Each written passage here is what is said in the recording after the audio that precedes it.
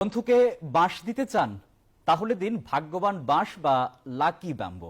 না, এতে আপনার বন্ধুর কোনো ক্ষতি হবে না, কারণ সব বাঁশই ক্ষতিকর নয়, বরং কিছু কিছু বাঁশ উপকারও করে। আর এমন বাঁশই চাষ করছেন গাইবান্ধার হাফিজ নামের এক তরুণ উদ্যোক্তা। তার সেই বাঁশ রপ্তানি হচ্ছে মধ্যপ্রাচ্যের বিভিন্ন দেশেও। লাকি বাম্বু বা ভাগ্যবান বাঁশকে সৌভাগ্যের প্রতীক হিসেবে দেখেন চীনারা। সেই ভাবনা থেকেই নিজের ভাগ্য বদলাতে লাকি বাম্বু চাষ শুরু করেন গাইবান্ধার সুন্দরগঞ্জ উপজেলার পাঁচগাছি শান্তিরাম গ্রামের তরুণ উদ্যোক্তা হাফিজ। বর্তমানে সেই বাঁশ থেকে তার মাসে আয় অর্ধ লক্ষ টাকা। এসএসসি পাশের পর 5% জমিতে লাকি বাম্বু চাষ শুরু করেন হাফিজ।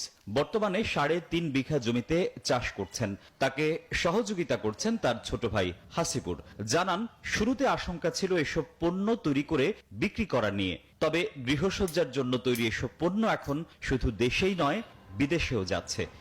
দেখলাম যে উৎপাদিত লাকি বাম্বু দিয়ে তৈরি স্টিক টবে রাখার উপযোগী করে সাজানো হয় এক একটি ডিজাইনে, যার দাম 700 থেকে 1000 টাকা পর্যন্ত।